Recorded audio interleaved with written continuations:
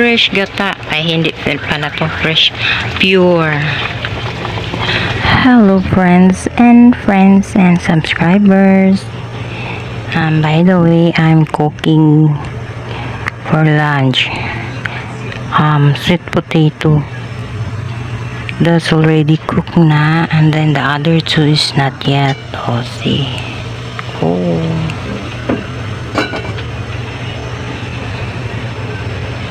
This is our lunch. Then later I will cook seafoods or tahong. Magluto po ako ng tahong. Medyo matagal na akong hindi nakapagluto ng seafoods. Mamaya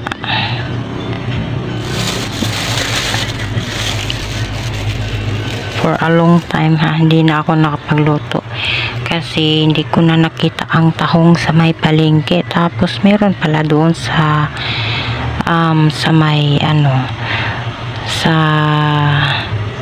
Tumoy ba or sa basta doon lang nakapwesto. Tapos hindi ko lang napansin na doon sila. So ngayon Paris na Paris to. Nilagang kamuti at saka tahong. Siguro lagyan ko ng gata. Charan! May gata na ako guys. Binili ko to kahapon kasi gusto ko sanang baka dirty yung fingernails. Binili ko lang to kahapon kasi plano ko magputumaya. Wala, hindi ako nakabili ng pilit ba yung ano ba tawag dun, glutinous rice. So ilagay ko ito sa tahong, sa seafoods mamaya.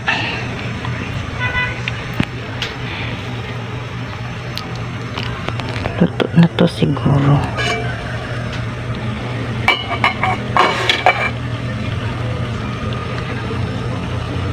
Ganito ang ginagawa ko pag halimbawa titikman yung kamuti ba kung luto na ba yung gitna. Pag matigas, hilaw pa.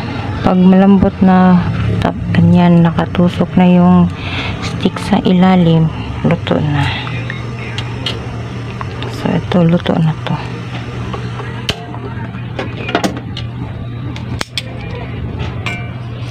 Haunin para mamaya malamig ng kunti. Mamaya pag kumain kami. Ayan. Uy, ang sarap ng tanghalian namin. Ito lang ang kanin ba? Hindi na magkanin ito na. Ito lang.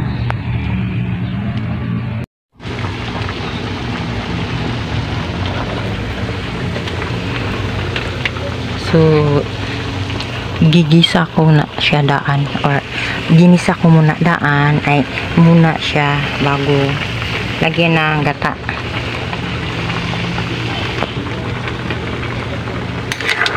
Ngayon matagal-tagal na din na di ako nakapagluto nito. Last year pa, 2024. Kasi minsan hindi maganda ang tinda nila, medyo may amoy ba, hindi siguro naghugas. Tuwing tahong gets mo, joke lang. So ito bango na.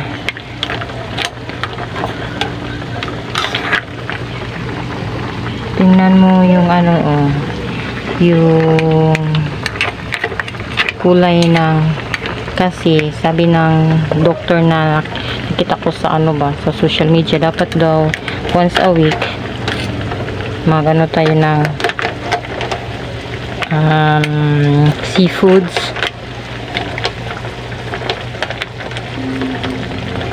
Hihigop daw ng sabaw. Ito mahal na to sa tindahan pag bibili ka. Yung luto na ito 120 ang kilo, so matagaw pa kagkaon. Kita na lang magluto kaysa kita'y mo palit. Nangalay luto nga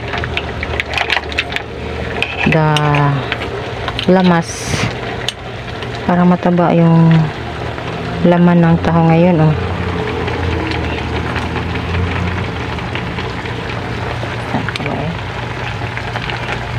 hindi makita. Yan.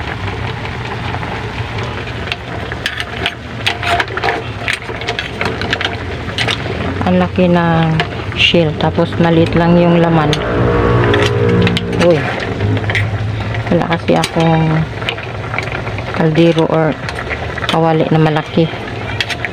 Ito lang, tapos yung tatlo. So ito na lang.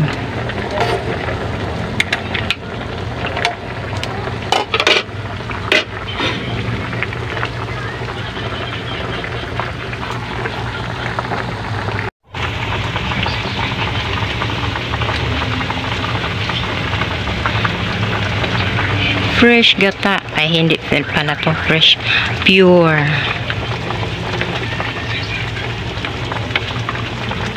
Tansyahin ko na lang. Para baka sobra sa kuan ba. Uy. Hilaw po maning akong ang sili.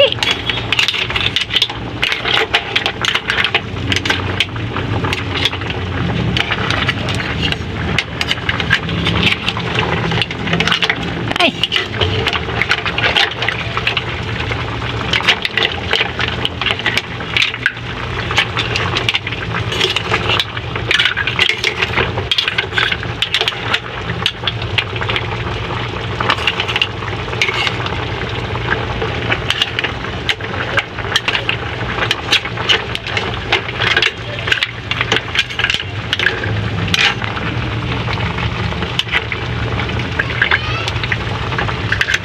Lagi ka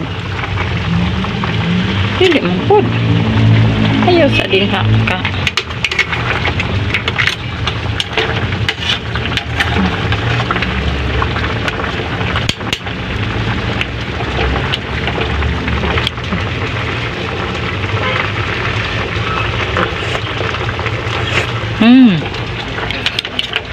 sarap.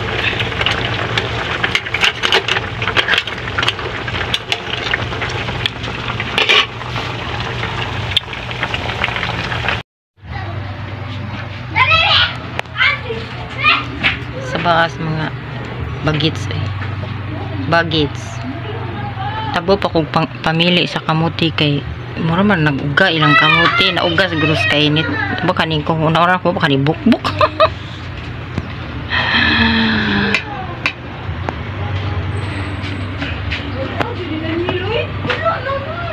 Nara mga unami kain na kami, let's eat da. Bisaya, English ug Tagalog to ha. Please subscribe, like and share. Thank you. Bye bye.